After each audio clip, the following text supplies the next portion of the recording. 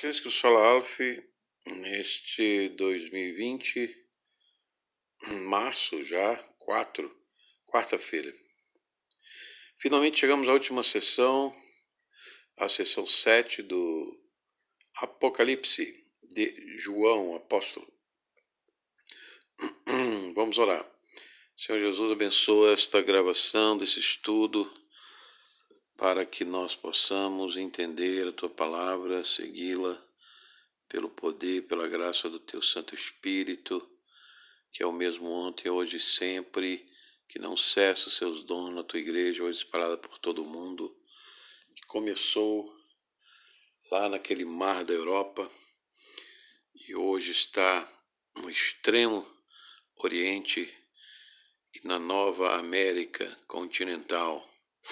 Abençoa principalmente os perseguidos naqueles impérios comunistas, islamistas, budistas, confucionistas, paganistas de maneira geral, para que os irmãos sejam fortalecidos na Tua graça, possam resistir e vencer, bem como nós aqui no continente americano, novo continente, da Tua palavra, da Tua vida, da Tua cristandade, livre dos espíritos malignos, livre do espírito da morte. Faz-nos andar na Tua presença e aprender a Tua palavra sem cessar os dons, sem cessar os milagres, não dando a glória ao homem, mas a Ti no Seu trono celestial, agora e sempre, em nome de Jesus.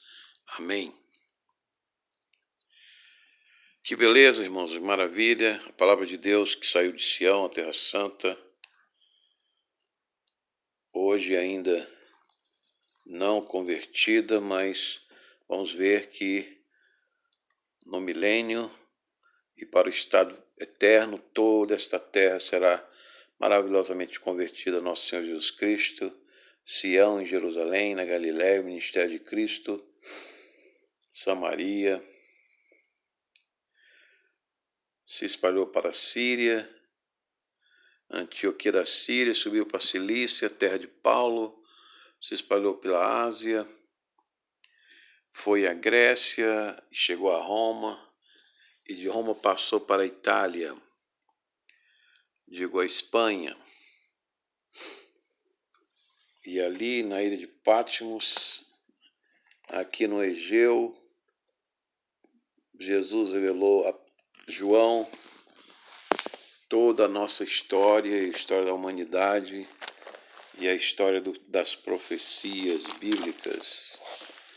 E somos enriquecidos por Sua palavra, que nos salva da ira vindoura e que opera em nós os milagres do dom do Seu Espírito, que não cessaram, porque o cessacionismo é uma doutrina calvinista que dá glória ao homem. Me lembra a lesma, sanguessuga, suga a glória de Deus, suga a honra de Deus e na hora de dar glória, dá glória ao homem. Diz que cessou. É como se não existisse ressurreição dos mortos, como se não existisse anjos, como os saduceus. É um saducionismo, com pretexto de preservar a igreja dos entusiastas. É verdade que existem os entusiastas, os falsos profetas, mas não podemos dar um remédio maior em dose que cause a morte do paciente. Então vamos ao esboço da última sessão 7 do estudo do livro do Apocalipse, oferecimento da Igreja de Jesus, escrito Solalf. Como é a última sessão, vamos dar um resumo do livro de Apocalipse. Nós vimos então que João estava aqui preso na prisão de Patmos, atual Grécia, uma ilhazinha aqui, exilado pelo imperador, que segundo a tradição o jogou num caldeirão de azeite e ele saiu ileso. João faleceu aqui na cidade de Éfeso, de velhice, depois que foi solto. Paulo é daqui da Cilícia e ele evangelizou essas cidades da Ásia, as 7 igrejas, que o Apocalipse enviou a revelação de Jesus: Éfeso, Tiatira, Esmirna, Sardes, Pérgamo, Filadélfia. E o cristianismo se espalhou pela Europa e a Ásia e o Oriente. Em pouco mais de 12 anos, Cristo fez este grandioso trabalho pelo seu poder do Espírito Santo, com sinais e prodígios de Cristo. Arrebatou então a sua igreja, lá no capítulo 5, deu os galardões à sua igreja, e aí veio o anticristo, como está em 2 Tessalonicenses, se manifestou o anticristo, e Israel começou a sentir a angústia de Jacó. E agora houve o primeiro arrebatamento antes dessa grande tribulação, onde a igreja subiu. Lá no capítulo 11, as 2 testemunhas são arrebatadas. No capítulo 14, 144 mil judeus, 12 mil de cada tribo, também são arrebatados. Então nós temos um arrebatamento antes da grande tribulação e um arrebatamento no meio da grande tribulação, que é da liderança judaica. E obviamente a liderança foi arrebatada, também aqueles membros da igreja de liderança apostólica foram arrebatados, nós, pela graça de Deus, e também aqueles da liderança judaica dos 144 mil, que creram, deram o seu testemunho, não usaram a marca da besta, o sistema financeiro da besta, nem sistema político e religioso da besta. Esses saduceus, fariseus, sinagoga de Satanás, pagãos que irão enganar no acordo de 7 anos, lá do livro Daniel, capítulo 9, a nação de Israel por algum tempo, mais um tempo, mais outro tempo e metade de um tempo. 1260 dias ou 3 anos e meio. Agora chegamos ao estado eterno. Finalmente a igreja celebra lá no céu, depois da Babilônia ser destruída com as 7 taças da ira de Deus. A igreja celebra então as suas bodas com Cristo e desce vitoriosamente para julgar as 12 tribos apostólicas, cada um no seu apóstolo,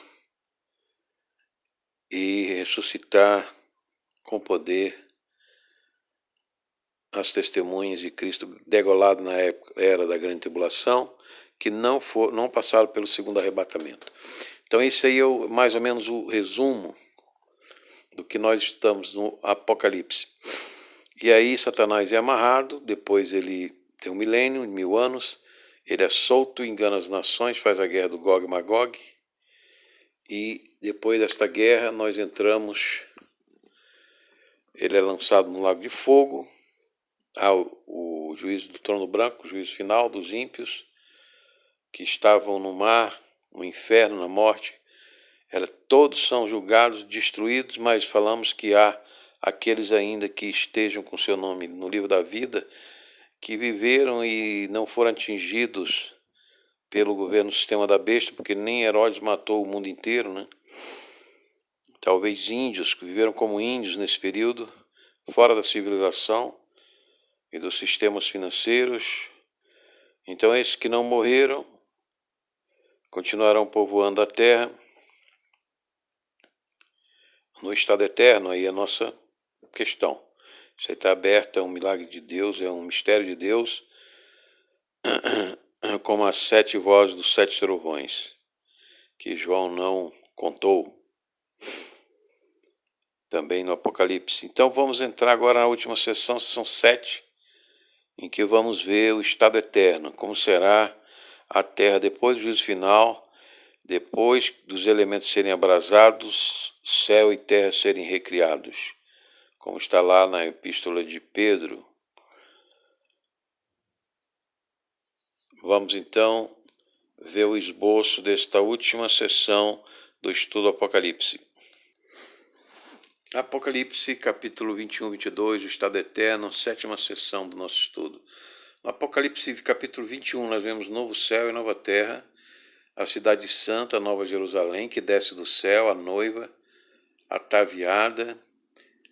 Jesus não vai casar com uma noiva queimada, ele vai casar com uma noiva feliz, radiante, das bodas celestes. E ele vem com a espada à sua boca matar as nações rebeldes, pagãs, com a liderança da besta, do falso profeta, e lançá-los dois, aliás, já lançou os dois, né, no lago de fogo. Depois do juízo final, vai também a morte, o inferno e os ímpios para o lago de fogo, onde já estão a besta e o falso profeta, que o diabo foi amarrado no começo da grande tribulação dos 7 anos de Daniel, capítulo 9. Então nós vamos ver a angústia de Jacó em Jeremias. Chegou ao fim. Chegou o juízo final, a terra foi limpa dos ímpios, de Satanás, da morte, do inferno. E vemos um novo céu e uma nova terra. Depois do juízo final, aparece a nova Jerusalém nos versículos iniciais. Então, não haverá mais lágrimas nem dor. Fiéis e verdadeiros é o alfa e o ômega, o princípio e o fim. A água da vida é dada de graça. O Cordeiro julgou os assassinos mentirosos, todos os covardes, e esses não entrarão na Jerusalém celeste. Então, esta Jerusalém celeste, ela é descrita com 12 portas, que são as 12 tribos de Israel, é para a fidelidade de Deus. Aquele plano de Israel, de Moisés, se cumpre na honra com o nome das 12 tribos nas portas da Nova Jerusalém. Essa Nova Jerusalém tem 1.800 quilômetros de altura, largura e profundidade. A lâmpada será o Cordeiro, a sua glória, e os povos e as nações trarão, os reis da terra, haverá reinos na terra, no estado eterno trarão as suas riquezas, a sua honra, a sua glória a essa cidade. Então haverá 2 tipos de humanidade no estado final.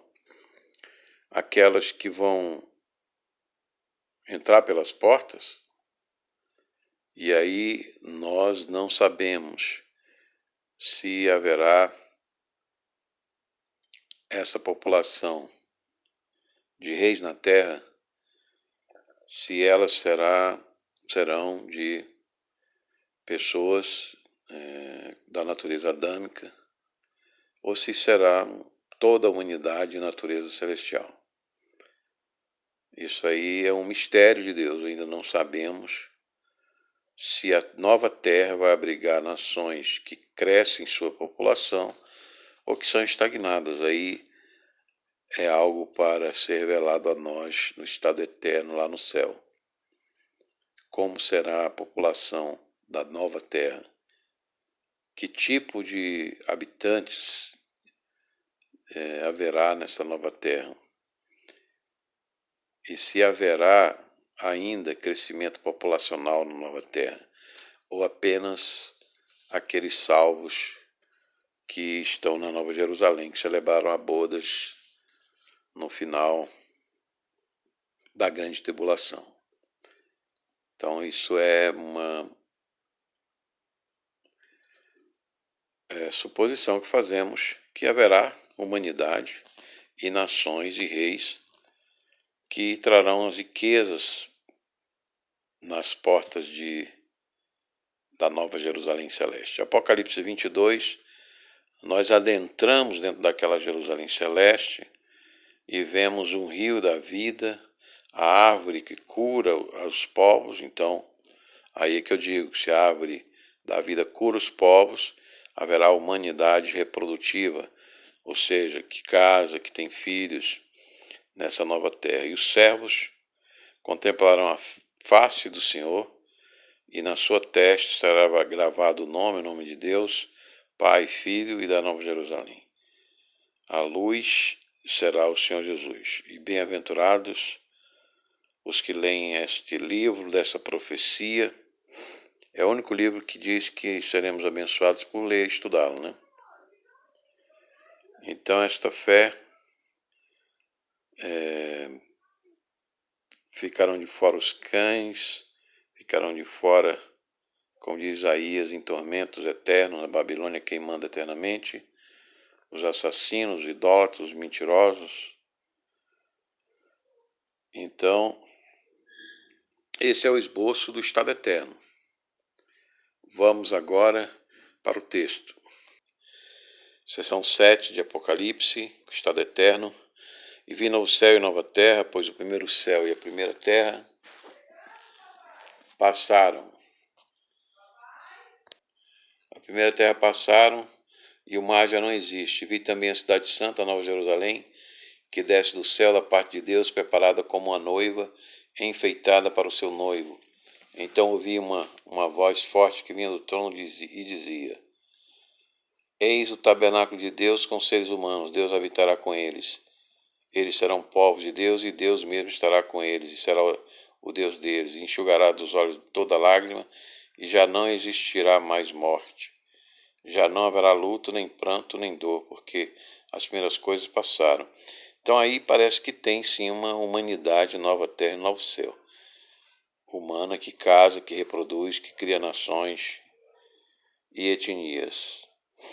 Mas nós já estaremos no corpo glorificado celeste, sem casar, sem reproduzir, servindo a Deus para sempre. E aquele que estava sentado no trono disse: Eis que faço nova todas as coisas, e acrescentou: Escreva, porque estas palavras são fiéis e verdadeiras. Então, isso não quer dizer que nós teremos muito gozo, sim, mas não de casamento, né? Nós teremos filhos, sim, mas filhos espirituais, né? Disse-me ainda: Tu está feito, eu sou o alfa e o ômega, o princípio e o fim. Eu a quem tem sede darei de graça da fonte da água da vida. O vencedor herdará estas coisas, eu serei o Deus dele, e ele será o meu filho.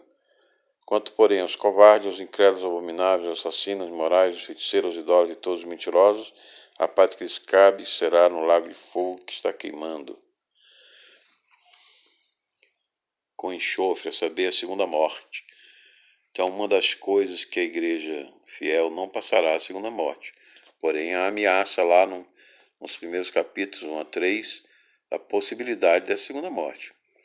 Então veio um dos 7 anjos que tinha 7 taças cheias dos últimos 7 flagelos, e falou comigo dizendo: Venha, eu vou mostrar-lhe a noiva, a esposa do Cordeiro. Então cuidado com as teologias cessacionistas e de não perda da salvação. Isso aí, né, conhecido como calvinismo, isso aí não é bíblico, né? Porque Deus diz que há possibilidade, nós temos que vigiar, perseverar. Aquela mensagem que já vimos nas igrejas, Jesus advertiu as igrejas. Ele advertiu que não riscaria o nome no livro da vida e que não entregaria à segunda morte os seus filhos rebeldes, é porque existe a possibilidade de rebeldia da igreja.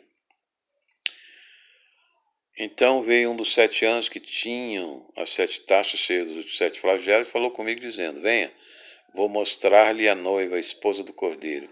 E ele me levou no espírito a uma grande e elevada montanha e me mostrou a cidade santa, Jerusalém, que desce do céu, da parte de Deus, a qual tem a glória de Deus. O seu brilho era semelhante a uma pedra preciosíssima, como pedra de jaspe cristalina.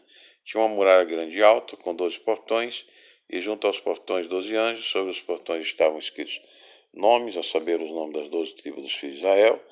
3 portões se achavam a leste, 3 ao norte, 3 ao sul, 3 a oeste. E a morada da cidade tinha 12 fundamentos, sobre estes estavam os 12 nomes dos 12 apóstolos do Cordeiro.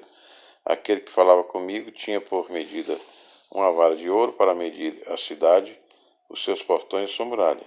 A cidade tinha a forma de um quadrado de comprimento e largura iguais, e mediu a cidade com vara e tinha 12.000 estádios. 12.000 estádios é mais ou menos como Porto Alegre a Brasília, 1.800 quilômetros, dependendo do tamanho do estádio, 60, 80 metros ou 150 metros. Pode chegar a 2.400 quilômetros. É uma cidade imensa, jamais imaginada para a construção humana. Só Deus pode fazer uma cidade desse tamanho. O seu comprimento, largura e altura são iguais. Mediu também a sua muralha e tinha 144 côvados. É muito grande essa muralha, pela medida humana que o anjo usava. A muralha é feita de jaspe, a cidade de ouro puro, 144 côvados, vamos colocar 150 para ter uma ideia de tamanho. 144 é o número de 144 mil, de milhares das tribos de Israel, né? Mas vamos fazer uma ideia física do tamanho dessa muralha. 144 côvados daria 100 vezes meio metro, 50 metros, mais 25, 75 metros. A muralha. A muralha é feita de jaspe, a cidade de ouro puro. 75 metros de muro de ouro puro, semelhante a vidro límpido. Os alicerces da muralha da cidade estão enfeitados de todo tipo de pedras preciosas. O primeiro alicerce é de jaspe, o segundo de safiro, o terceiro de calcedônio, o quarto de esmeralda, o quinto de sardônio, o sexto de sádio, o sétimo de crisólito, o oitavo de berilo, o nono de topázio, o 10º de crisópraso, o 11º de jacinto, o 12º de ametista.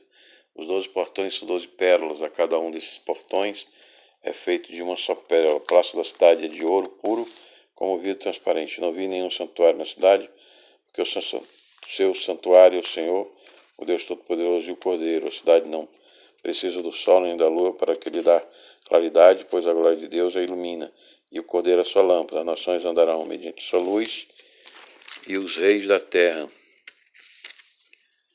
Então veja que a terra, a nova terra, não terá mais o sol, não terá mais o mar. Alguém diz assim, Deus não vai acabar com o mar. Vai sim, o mar é simbólico. Não é simbólico, não, ele vai acabar. E aí isso nos indica uma coisa boa, não haverá poluição, porque o mar Deus fez já prevendo a poluição das nações, dos seres humanos, né? E até o organismo das pessoas pode mudar, né? Não há mais necessidade de esgoto nas cidades humanas das nações, e trazem a sua glória. Os seus portões jamais se fecharão de dia, pois nela não haverá noite. E lhe trarão a glória e a honra das nações. Nela não entrará nada que seja impuro, nem o que pratica abominação e mentira, aborto, homossexualismo, mas somente os escritos no livro da vida do Cordeiro, e aqueles salvos pela graça de Deus, que tem fé na graça de Deus. Então o anjo me mostrou o rio da água da vida, brilhante como cristal, que sai do trono de Deus e do Cordeiro. No meio da praça da cidade e de um a de outro lado do rio está a árvore da vida, que produz os seus frutos de mês em mês. As folhas da árvore são para a cura dos povos. Então haverá, se não doença, pelo menos uma fraqueza orgânica das nações, da humanidade, precisará comer dessas folhas da árvore. Nunca mais haverá qualquer maldição, mas maldição não chegará. Nela estará o trono de Deus e do Cordeiro, seus servos adorarão, contemplarão sua face, na sua testa terão gravado o nome dele. Então aqui é aquela estado eterno, é a contemplação da face de Deus, onde vem toda luz, toda beleza, toda sabedoria, toda prudência, toda santidade, todo seu temor entre os 4 querubins. Então já não haverá noite, não precisarão de luz de lamparina, nem da luz do sol, porque o Senhor Deus brilhará sobre eles e reinarão para todo sempre. Então nós não teremos apagão, crise elétrica ou de energia. E claro, então haverá um progresso, um desenvolvimento contínuo da humanidade na nova terra celeste, com a Jerusalém celeste. Não haverá mais rebeliões, todo o mal da criação de Deus estará extinto, condenado como exemplo a queimar eternamente no sofrimento do lago de fogo.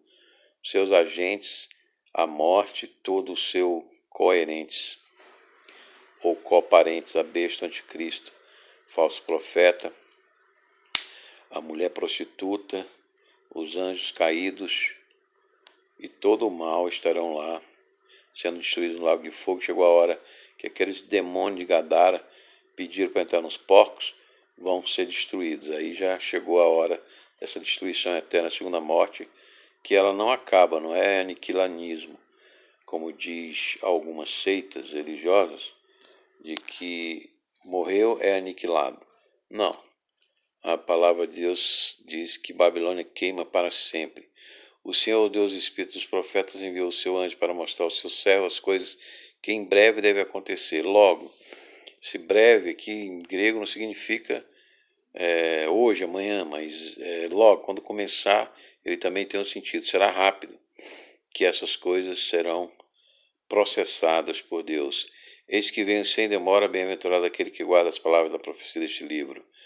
Aqui está a bênção para os que guardam, para os que leem também. Lá na frente nós vamos ver. Eu, João, sou quem ouviu e viu estas coisas, o apóstolo.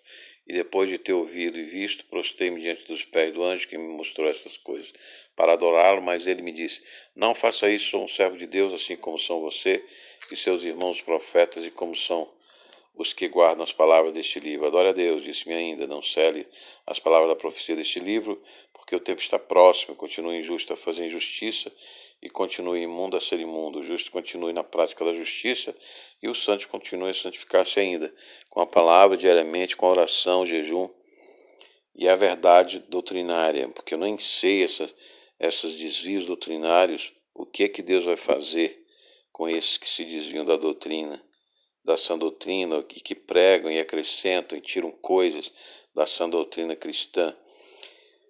Eis que venho sem demora, e comigo está a recompensa que tenho para dar a cada um segundo as suas obras. Eu sou o alfa e o ômega, o princípio, primeiro e o princípio e o fim. Bem-aventurados aqueles que lavam as suas vestes, para que tenham direito à árvore da vida, e entrem na cidade pelos portões. Fora ficam os cães, os feiticeiros, impuros, assassinos, idólatras, e todo aquele que ama e pratica mentira. Então eu estou falando, falsas doutrinas, é uma mentira. Devemos ter cuidado com o estudo da palavra, com a pregação da palavra. Os cães lembram aquela figura de Pedro, dizendo que aqueles cristãos apóstatas que voltaram ao vômito, né? Eu, Jesus, enviei o meu anjo para dar testemunho destas coisas a você nas igrejas. Eu sou a raiz da geração de Davi, a brilhante estrela da manhã. Então aqui Jesus diz, é a estrela da manhã, não é a estrela da tarde, que há uma diferença no hebraico, quando se estuda, e hoje se conhece que essa estrela da manhã, que é Jesus, não é Lúcifer. Lúcifer é a estrela da tarde, né, que pronuncia a noite eterna. Mas Jesus pronuncia a luz, o dia eterno. O Espírito é novo e diz, e vem aquele que ouve, diga, vem aquele que tem sede, vem, e quem quiser receba de graça a água da vida. A água da vida só Jesus pode dar, como ele falou à mulher samaritana, que tinha 7 maridos, que não eram maridos. Eu a todo aquele que ouve, 5 maridos, né? As palavras da profecia deste livro testifico. Se alguém lhes fizer qualquer acréscimo, Deus lhe acrescentará os flagelos escritos neste livro. Então aí, cuidado da nossa hermenêutica, né? Dizer que o Apocalipse é simbólico, que os 1000 anos é simbólico, que cessou as curas, as ressurreições do Espírito Santo, que Jesus não é mais o mesmo de ontem, quebrando aquela palavra de Hebreus, né? E se alguém tirar qualquer coisa das palavras do livro das profecias, Deus tirará a sua parte da árvore da vida, da cidade santa, das coisas que estão escritas neste livro. Então nós temos que ter cuidado com a nossa hermenêutica, até com a crítica textual. Os melhores manuscritos, eu já falei, tem um vídeo sobre a família 35, Dr. Norman Picture, que procura usar probabilidade nos melhores famílias de manuscritos em grego e escrever o Novo Testamento com esta teoria de crítica textual para conseguir o livro autógrafo em grego e o livro arquétipo em grego, usando a probabilidade estatística dos manuscritos, das variantes dos manuscritos, dos melhores manuscritos mais copiados, que significa que os mais preservados não foram usados, não foram copiados, também não são bons, ou mais antigos, mas a multiplicidade de cópia é um índice importante, uma evidência importante da veracidade. Dali está e conter o autógrafo da mão dos apóstolos em grego. Aquele que dá testemunho dessas coisas diz, certamente vem sem demora, amém. Vem, Senhor Jesus, a graça do Senhor Jesus esteja com todos. E você que aceitou Jesus agora pela primeira vez, e você que se reconcilia com Jesus agora, Abençoe-vos Deus Pai Todo-Poderoso, Pai, Filho e Espírito Santo. Esse que os falou Alfa, oferecimento do Mistério da Igreja de Jesus. Finalmente chegamos à conclusão do nosso estudo em 7 sessões do livro de Apocalipse de João. Essa sessão foi a sessão 7, Nosso Estado Eterno. Abençoe Deus Pai Todo-Poderoso. Shalom Hashem, a paz do Senhor.